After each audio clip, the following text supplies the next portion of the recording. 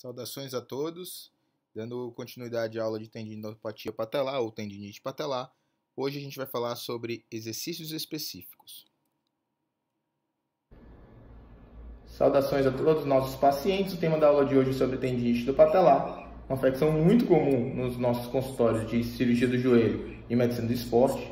E hoje contamos com a participação do nosso grande Lena, nosso fisiologista e educador físico especialista na parte esportiva, e nós vamos juntos orientar vocês como prevenir e como tratar através de exercícios de fortalecimento excêntrico e isométrico da musculatura do quadríceps, que podem ser realizados inclusive em casa, para você conseguir prevenir e ao mesmo tempo tratar a tendinite do tendão do patelar.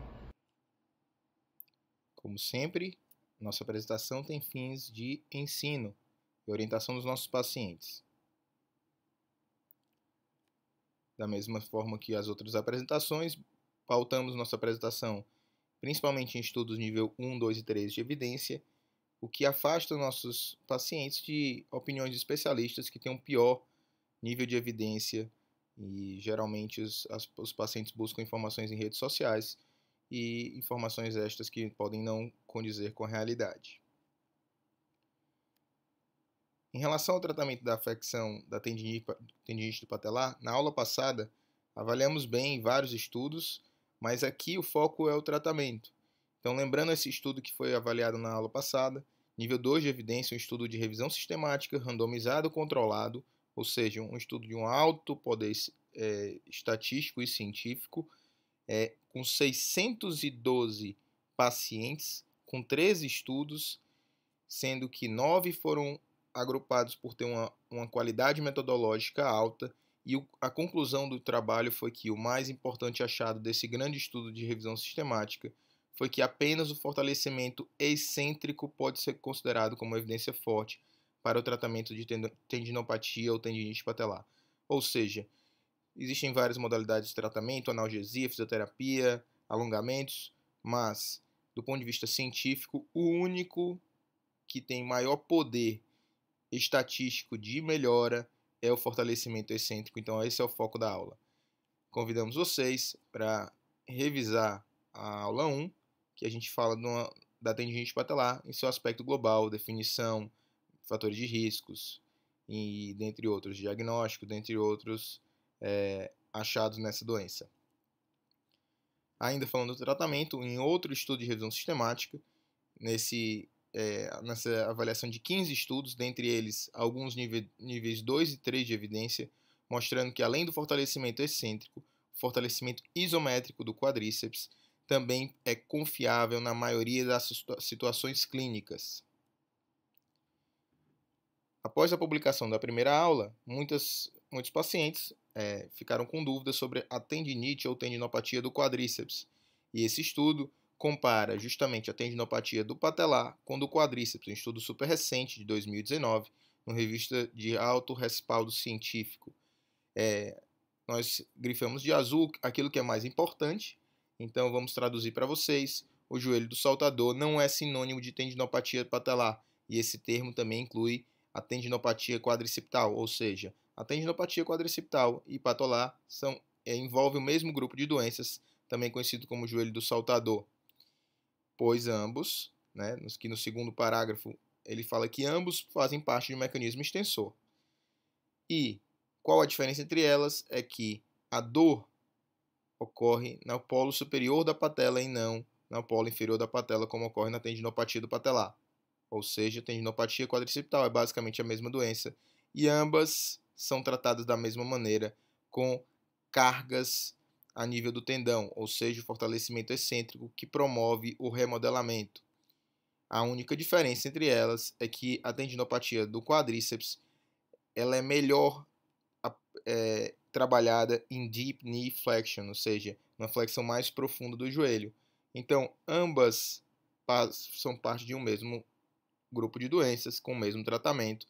A única diferença é que, dentro de um fortalecimento excêntrico, você tem que trabalhar no maior grau de flexão do quadríceps em relação ao tendinopatia do tendão do patelar. Agora o foco da apresentação, como fazer esse exercício excêntrico. Note que esse atleta de futebol, ele tem uma tendinopatia do patelar e está fazendo um trabalho preventivo ou de tratamento No caso, a gente adota no clube uma modificação desse tipo de fortalecimento. Lembre-se que o atleta com a coluna ereta, ele faz uma flexão do joelho em um declive de 25 graus, fazendo a parte do fortalecimento excêntrico, e ele toca o pé no solo para ajudar a subir. Portanto, ele não faz a parte concêntrica do exercício. Então, é uma pequena modificação que fazemos no clube, de tal forma que facilita o atleta fazer somente fortalecimento excêntrico e não o fortalecimento concêntrico. Coluna ereta, e o grau de flexão é dependente da quantidade de dor. Esse é um exercício doloroso, e esse tipo de fortalecimento foi bem trabalhado nesse estudo de 2017. A gente traduziu tudo para vocês. Então, a frequência de que você tem que fazer esse exercício é 2 vezes ao dia, sendo 3 séries de 15 repetições. O nível de dor ele tem que ficar entre 4 ou 5, ou seja, o grau de flexão do joelho vai até você ter um nível de dor entre 4 e 5. É um exercício doloroso que exige uma frequência diária de várias repetições, ou seja, a assiduidade do tratamento é importantíssima para o sucesso do tratamento. Como fazer o fortalecimento excêntrico? Agora o mesmo atleta fazendo o fortalecimento excêntrico com elástico, mantendo sempre a coluna ereta, o joelho próximo a 90 graus de flexão. E quando você trabalha com fortalecimento isométrico, você não traz lesão a nível do tendão, e sim um remodelamento da mesma forma como o exercício excêntrico. O exercício isométrico ele não é tão importante quanto o excêntrico, mas também é um exercício que tem validade e comprovação científica de benefício no tratamento. Quando você faz um tratamento adequado, você colhe frutos. Esse é um atleta de alto desempenho. Aqui o atleta fazendo o gol da vitória do clube dele, que é o Ceará Sporting Clube, devido a um trabalho de fortalecimento excêntrico e assiduidade nos treinamentos pelo clube. Uma boa reabilitação traduz em alta performance. Olá pessoal, a maior incidência de tendinite patelar ocorre em esportes que geram maior impacto nas articulações do joelho. Basquete, vôlei, corrida. No futebol não é tão comum, porém a gente tem que abrir um parênteses e uma atenção especial para os goleiros, que utilizam muitos saltos durante suas sessões de treino. O que pode ocasionar esse tipo de lesão? Fatores externos e internos estão totalmente ligados. Os externos seriam o tipo de solo, um solo muito duro, o controle de carga errado, volume, intensidade de treino, tempo de recuperação. E os fatores internos seriam a massa corporal e a anatomia da articulação do indivíduo. Palmilhas ou tênis especiais poderiam minimizar esses efeitos negativos dessa lesão aí, do impacto? Não há comprovação científica quanto a isso. Além do mais, esse tipo de aparato ele pode prejudicar a cinemática de membros inferiores, consequentemente prejudicando o desempenho do atleta. Então, qual seria a única saída? A única saída seria trabalhar fortalecimento muscular e flexibilidade.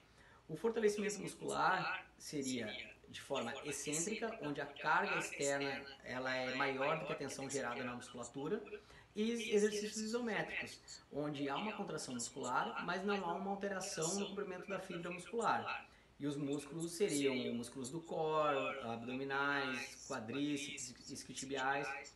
E também trabalhar muito a flexibilidade dos músculos do quadríceps e isquiotibiais.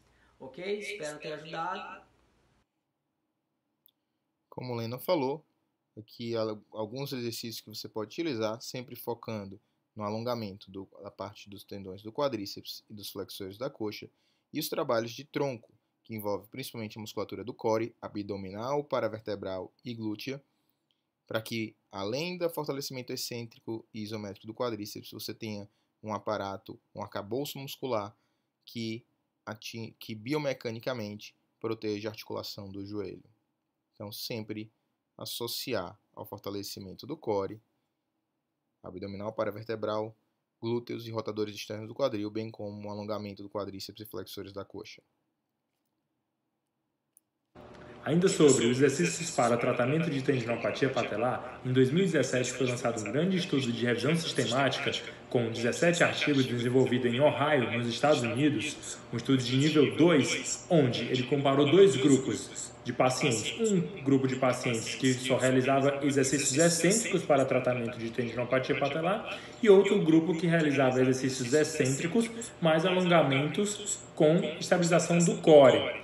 Então, foi visto que os pacientes que realizavam só exercícios excêntricos, eles melhoravam em 57% dos casos. Já os pacientes que realizavam exercícios excêntricos mais alongamentos e fortalecimento do core melhoravam em 89% dos casos. Lembrando que os alongamentos mais importantes são da região do quadríceps e da musculatura dos isquiotibiais, que é a musculatura posterior da coxa. Então, traduzindo aqui o que o Dr. Jonatas Brito comentou nesse grande estudo de 2017 da arthroscopy, que envolveu vários estudos, entre eles estudos de nível 2, 3 e 4 de evidência, uma revisão sistemática.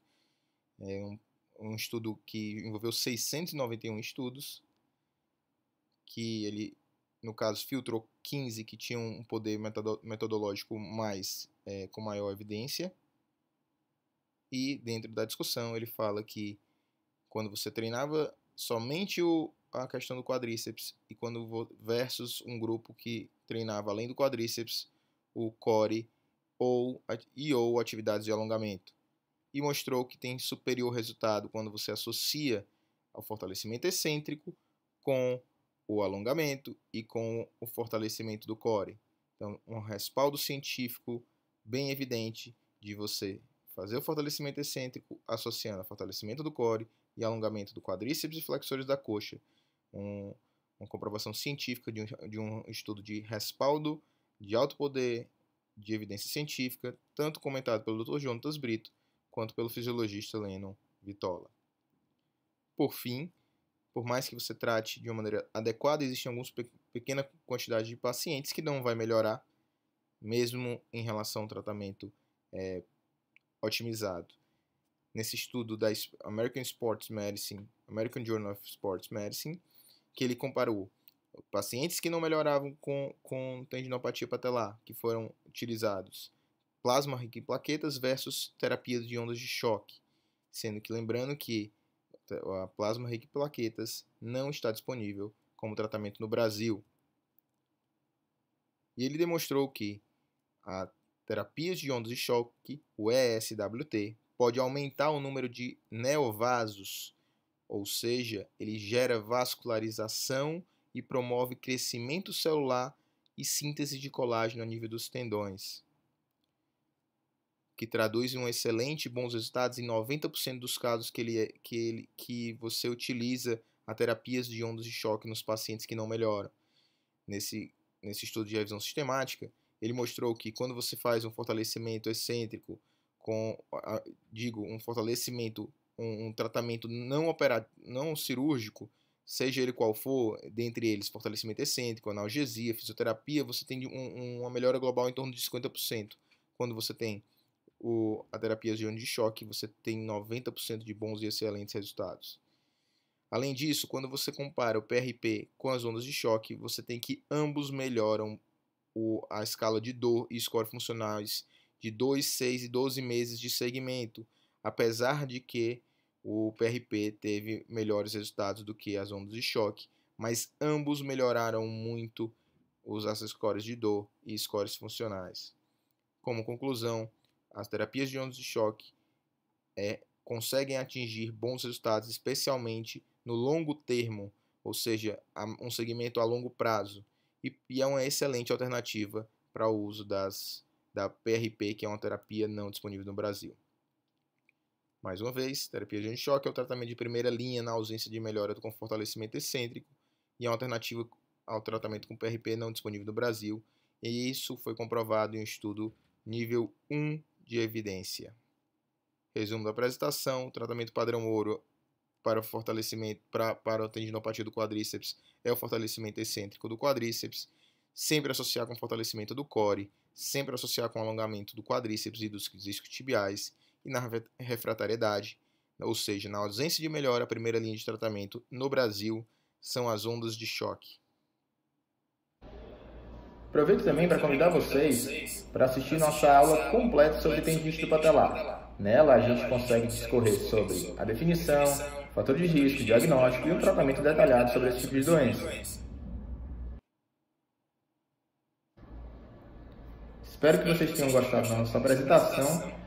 Convido todos vocês a, se tiver qualquer tipo de dúvida sobre essa apresentação ou sobre qualquer coisa relacionada ao joelho, cirurgia do joelho ou a medicina do esporte, nos procurar nas nossas redes sociais e prontamente iremos responder a todas as dúvidas que porventura vocês tiverem. Um grande abraço a todos. Até a próxima aula.